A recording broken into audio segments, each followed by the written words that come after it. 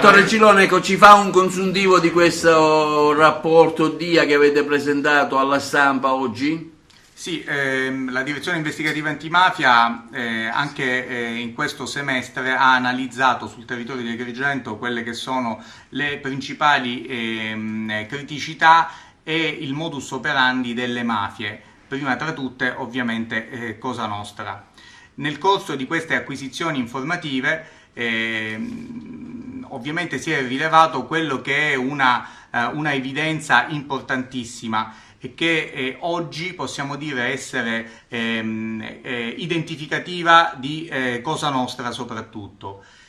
Stiamo parlando di un tipo di mafia che rispetto a quella della nostra memoria, cioè degli anni 80 e 90, di una Cosa Nostra stragista, è molto cambiata nel suo aspetto di natura militare, invece rimane fortissima nell'aspetto economico e imprenditoriale e in quello di tipo identitario, legato quindi alla tradizione.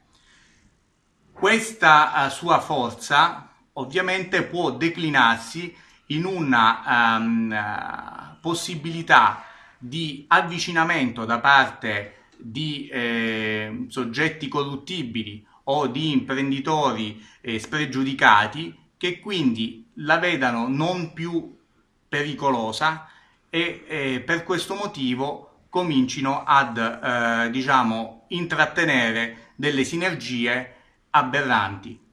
Una mafia meno militarizzata, una mafia diciamo più elastica, meno verticistica.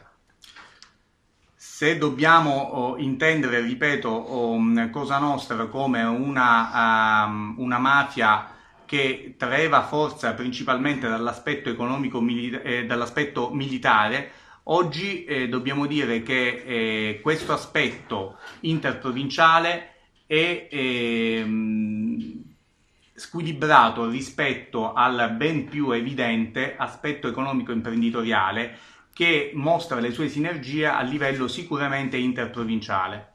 L'influenza della criminalità straniera nel nostro territorio È perfettamente presente e tollerata dalle mafie tradizionali per il semplice motivo che molto spesso si muovono in ambiti e in business criminali differenti. Ciononostante, nelle zone cosiddette d'ombra non può escludersi che ci sia una sfera attrattiva della mafia sul crimine straniero.